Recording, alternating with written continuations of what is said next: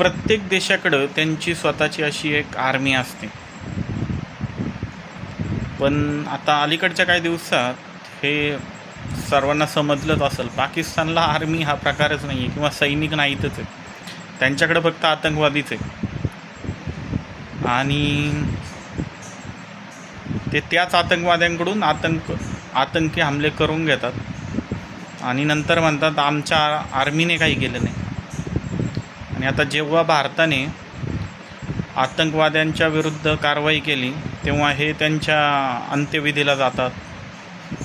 त्यांचं जसं एखाद्याला वीरमरण आल्यावर जसं अंत्यविधी करतात तसंच करतात. म्हणजे यातून त्यांनी ते प्रूव्ह केलं आहे की त्यांच्याकडं आर्मी नाहीच आहे, ते आतंकवादीच आहेत. आणि मग यांच्या खूप जर हिंमत आहे तर मग यांनी समोरासमोर इंडियन आर्मीशीच लढायला हवं ना. हे एखाद्या भेकडेच्यासारखं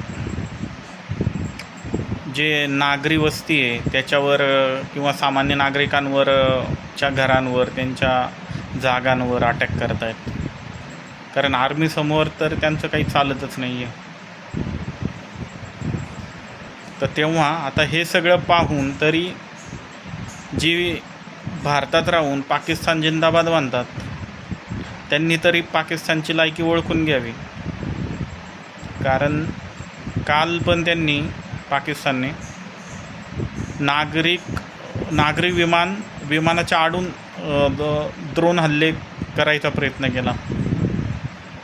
कारण त्यांना ती खात्री होती की इंडियन आर्मी नागरी विमानाला काही धक्का पोचवणार नाही. तेवढे सेन्सिबल लोक आहेत आपल्याकडं, आपल्या देशात. आणि आपलं कल्चर पण तेच आहे. विनाकारण एखाद्या ज्यांचं काहीच त्याच्यात दोष नाही आहे, निर्दोष लोकांना काही त्याची शिक्षा नाही द्यायची म्हणून, आणि ते त्यांचे स्वतःचेच लोकांमध्ये त्याच्या आड आणतात. तर याच्यावरून तरी समजून घ्यावं त्यांच्या सपोर्टर्सनी की पाकिस्तानची लायकी तरी काय आहे ती. जय हिंद, जय भारत.